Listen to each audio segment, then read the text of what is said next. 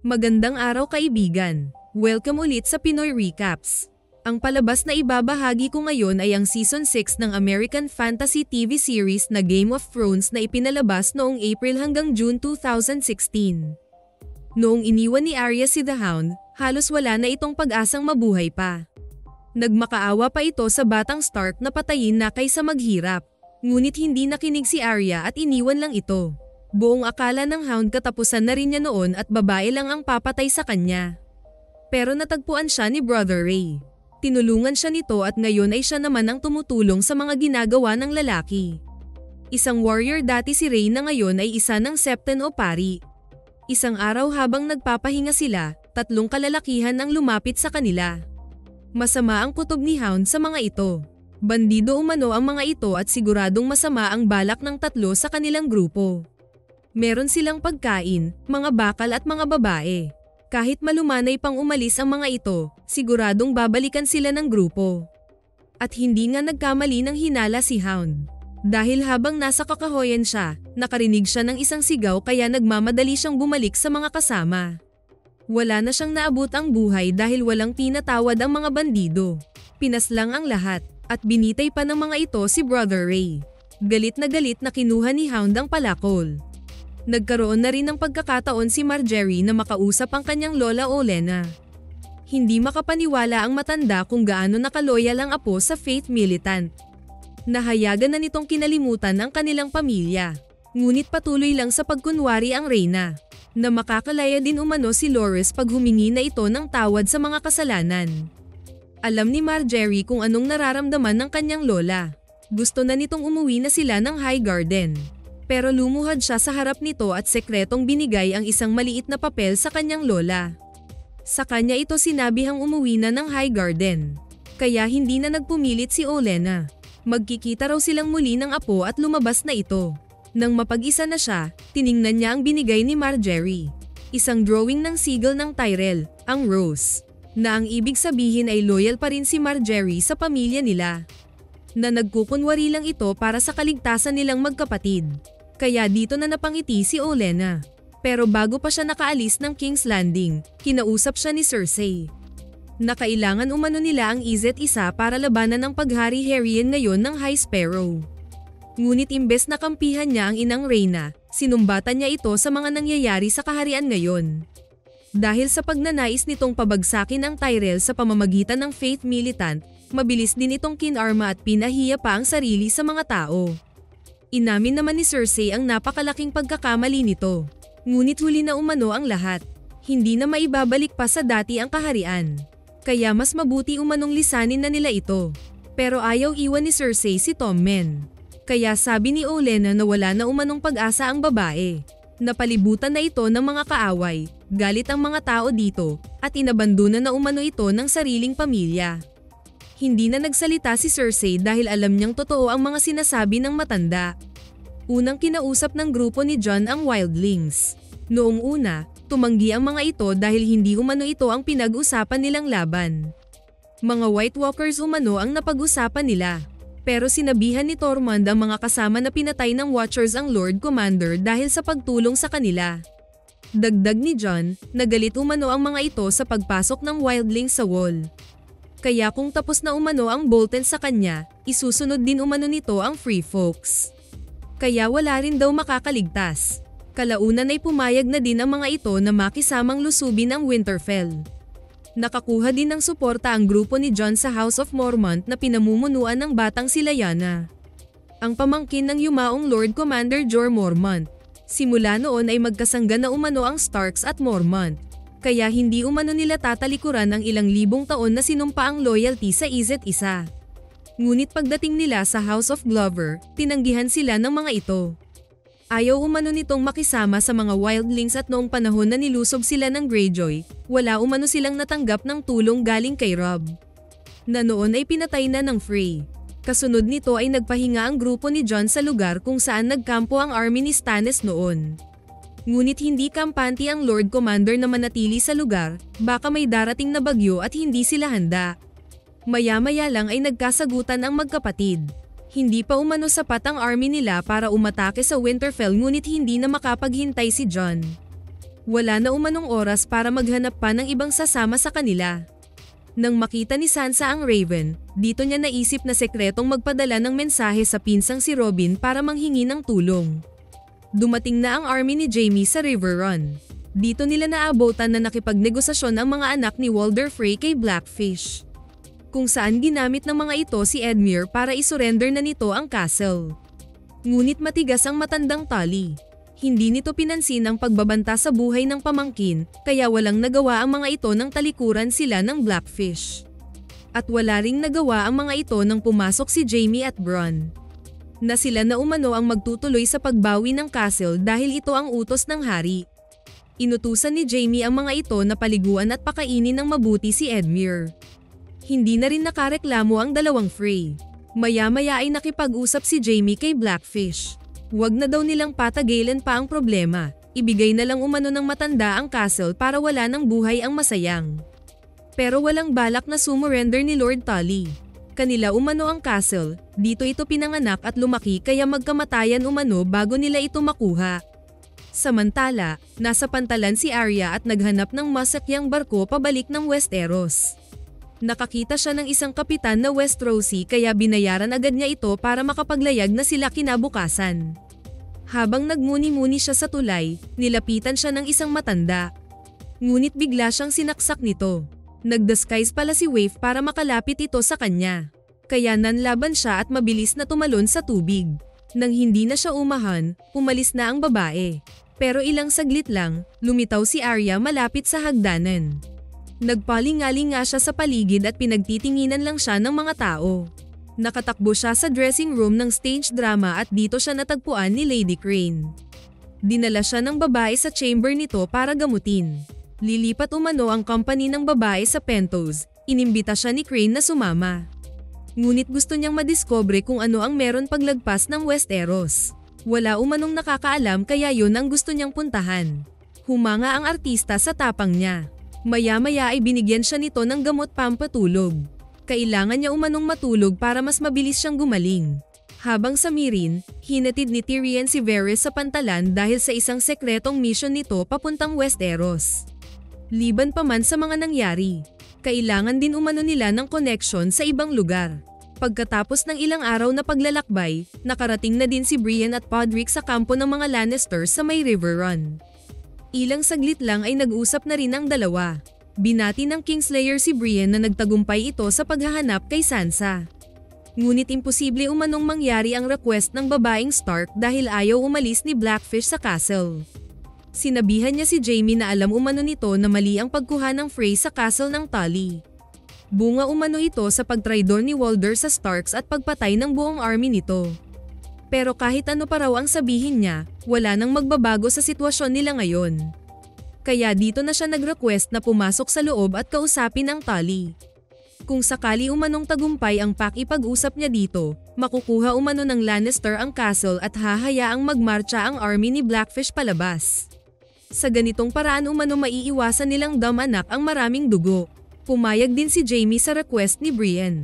At bago sila naghiwalay, gustong niyang isauli sa lalaki ang sword nito dahil tapos na umano ang purpose niya para dito ngunit hindi ito tinanggap ni Jaime. Sa kanya na umano ang sandata dahil binigay na ito sa kanya. Dagdag ni Brienne na kung sakaling hindi siya magtagumpay sa pakipag-usap sa Blackfish, sa Starks umano siya kakampi at posibleng maglaban ang dalawang pamilya. Sagot ni Jaime na sana wag na silang umabot sa ganong sitwasyon. Nang magkaharap si Brienne at Blackfish, mariin itong tumanggi sa request ng pamangkin. Naiintindihan umano nito na gustong bawiin ng Starks ang Winterfell pero wala daw itong sapat na kasundaluhan para tumulong. At isa pa, ayaw na rin itong umalis ng Riverrun dahil hindi umano nito bibitawan ang pag-aari ng Tully. Kaya inutusan niya si Podrick na magpadala ng Raven kay Sansa at sabihing hindi sila nagtagumpay sa kanilang mission. Samantala, may gaganaping royal announcement si Tommen pero hindi na ito pinaalam kay Cersei. At hindi na rin siya pwedeng tumayo sa gilid ng hari dahil sa gallery na umano ang pwesto niya. Kaya tahimik lang sumunod dito ang babae.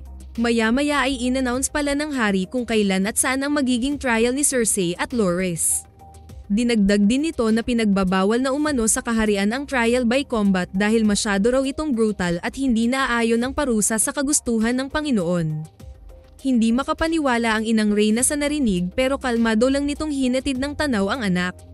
Ilang saglit lang ay binulungan siya ni Qyburn tungkol sa lumang tsismis na pinapaimbestigahan niya. Totoo umano ang tungkol sa malaking deposito ng wildfire na nakatago sa ilalim ng Septen, kung saan gaganapin ang darating niyang trial. Habang sa Meereen, masayang nag-uusap si Tyrion, Grey Worm at Missandei. Simula kasi noong nagkaroon ng kasunduan ang mga Masters at Meereen, wala nang pinatay ang Sons of Harpy, tahimik na ang buong lungsod. Kaya kahit papaano, naging masaya sila nitong nakaraang linggo. Ngunit bigla silang nagulat nang marinig ang kalambang ng kampana. Nang tumingin sila sa dagat, dito nila nakita ang napakaraming barko ng Yunkai na parating sa kanilang dalampasigan.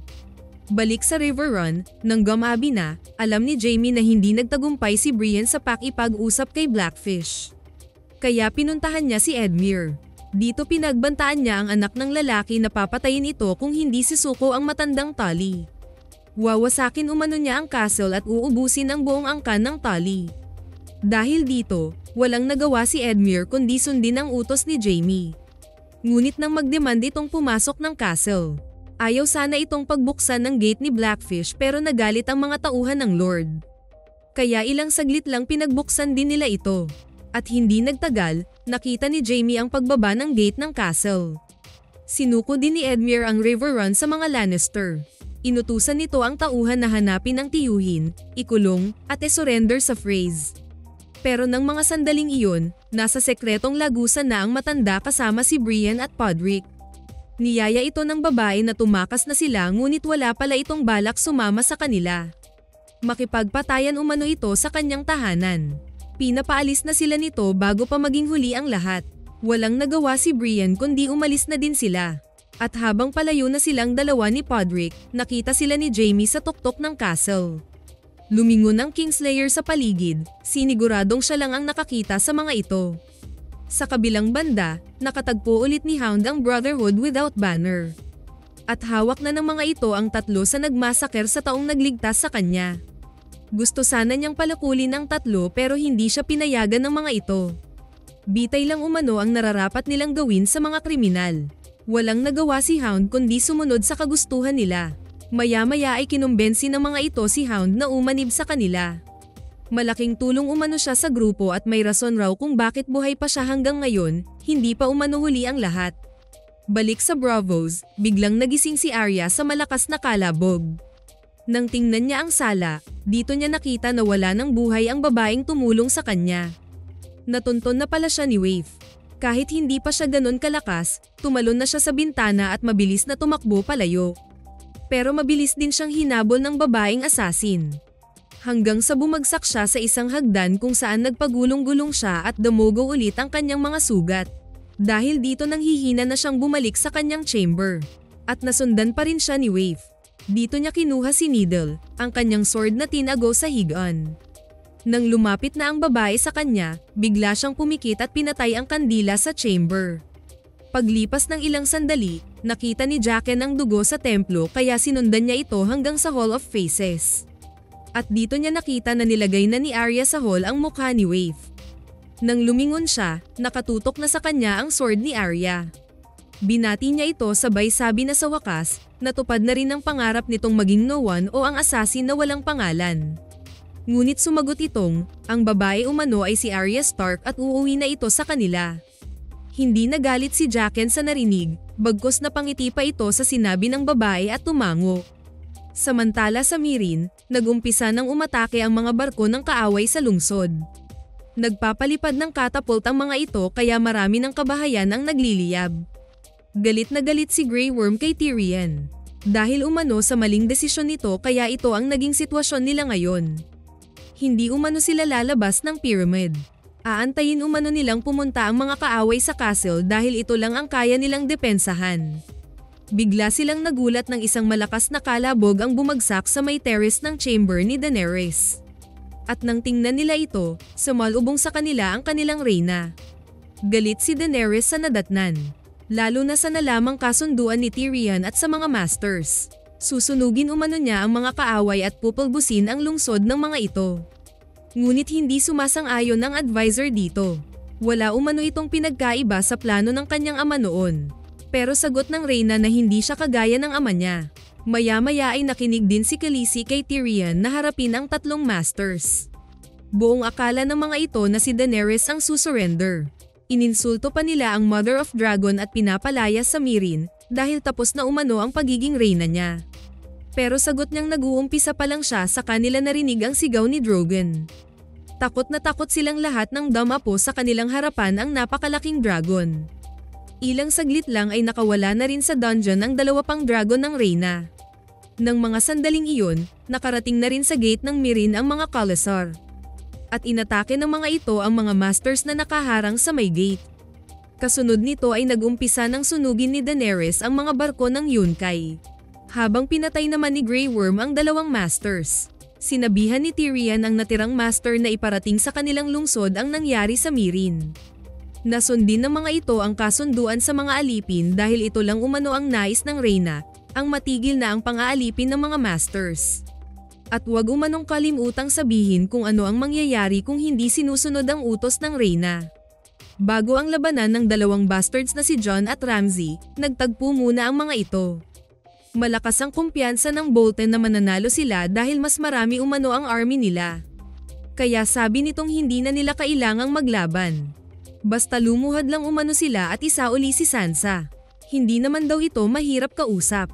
Sumang-ayon si Jon sa sinabi ng lalaki na sila na lang umanong dalawa ang maglaban para matapos na ang lahat. Mailigtas pa umano nila ang buhay ng kani-kanilang mga army. Ngunit takot si Ramsay na lumaban kay Jon. Alam pala nito ang reputasyon ng Lord Commander sa pakikipaglaban. Kaya sagot nitong matatalo umano siya sa one-on-one pero hindi ang mga tauhan niya. Kaya bumaba na umano sila sa kanilang kabayo at lumuhad sa harapan ni Bolton. Dagdag nitong pipiliin pa ba nila ang kanilang pride kesa buhay ng kanilang kapatid na si Rickon. At tinapon sa kanilang harapan ang ulo ng direwolf ng bunso. Dito sobrang nagalit si Sansa at sinabihan si Ramsay na mamamatay ito kinabukasan. Saka ito mabilis na umalis. Kasunod nito ay sinabihan ni Ramsay ang mga kaharap na hindi umano nito pinakain ang mga aso. Kaya anong parte daw kaya ng mga katawan nila ang unang lapain ng kanyang mga alaga? Tinitigan lang nila si Ramsay na para bang may sayad ito. Kinagabihan nag-meeting pa sila sa kanilang final plan. At nang mapag-isa ang magkapatid, nagkasagutan pa ang dalawa. Hindi umano kilala ni Jon kung ano ang takbo ng utak ni Ramsay. Hindi man lang umano siya tinanong nito na baka may maitulong siya dahil nakasama niya ang lalaki, alam niya ang takbo ng utak nito. At kulang na kulang umano ang kasundaluhan nila. Pero sagot ng Lord Commander na kailan pa sila magkaroon ng dagdag na army, nakiusap na umano sila sa lahat pero ito lang ang meron sila kaya kailangan nilang lumaban kung anong meron sila. Sinabihan niya si Jon na hindi na nila makukuhang buhay si Rickon. Dahil trueborn Starks ang bunso nila, sigurado umanong papatayin ito ng Bolton.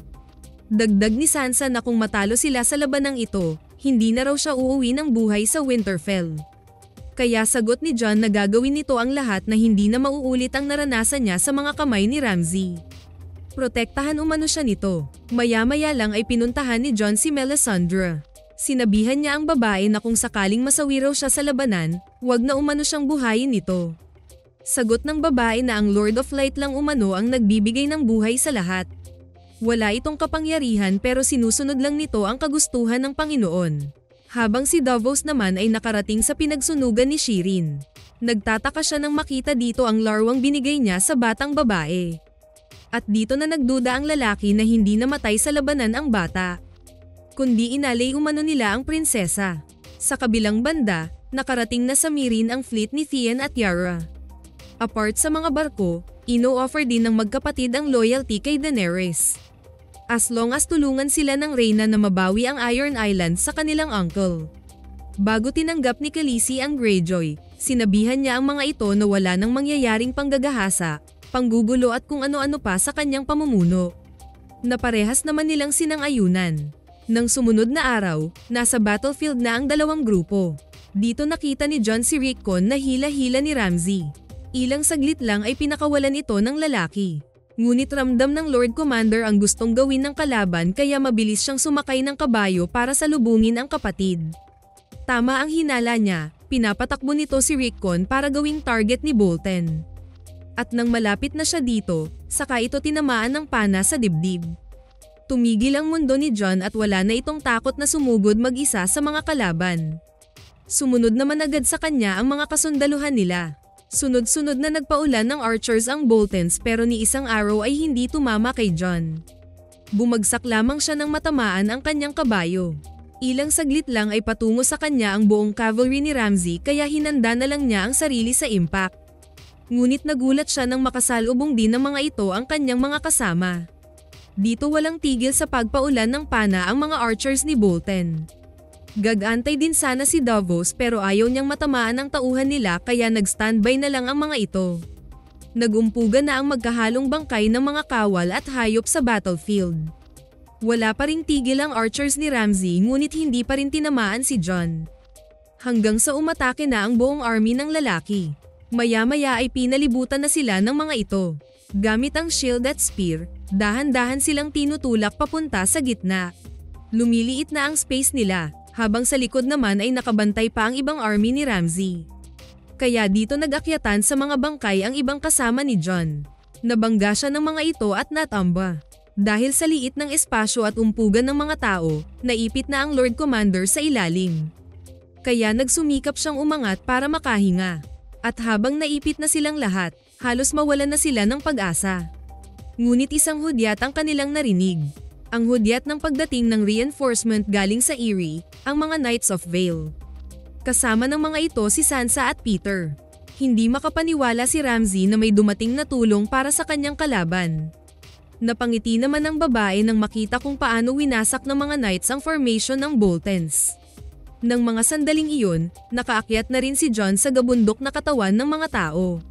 Nakita niya sa di kalayuan si Ramsay at dalawa nitong kasama. Nakasunod sa kanya si Tormund at ang Giant. Hinabol nila ang lalaki nang tumakbo ito pabalik ng castle. Mabilis nilang sinarado ang gate ng castle pero dahil sa Giant, nabuksan din niya ito at nakapasok din ang mga kasama ni Jon. Ngunit dahil sa maraming pana ang tumama sa Giant kaya nanghihina na ito. At bigla pa itong tinuluyan ni Ramsay. Dito sinabi ng lalaki na naisip na umano nitong labanan si Jon ngunit bigla itong nagbitaw ng sunod-sunod na pana sa commander. Buti na lang nakapulot siya ng shield at mabilis na lumapit kay Ramsay. Pinalo niya ito at paulit-ulit na binasag ang mukha ng lalaki. Tumigil lang siya nang makita niya ang kapatid. Kasunod nito ay pinalitan na nila ng banner ang Winterfell, ang banner ng Starks. At pinapalibing ni Jon si Rickon sa tabi ng kanilang ama sa crypt. Ilang sandali lang ay hinanap ni Sansa kung nasaan si Ramsay. Nasa kulungan na pala ito ng mga alagang aso. Kampante nitong sinabihan ng babae na hindi umano ito lalapain ng mga sariling alaga. Sagot niyang tingnan umano nila dahil 7 araw na umanong hindi kumakain ang mga ito. Subukan daw kung makakatiis nga ba ang mga aso nito. Dito na isa-isang naglabasan ang mga hayop at inamoy-amoy ang kanilang amo. Loyal umano ang mga ito at hindi siya sasaktan. Pero pinagmasdan lang ito ni Sansa.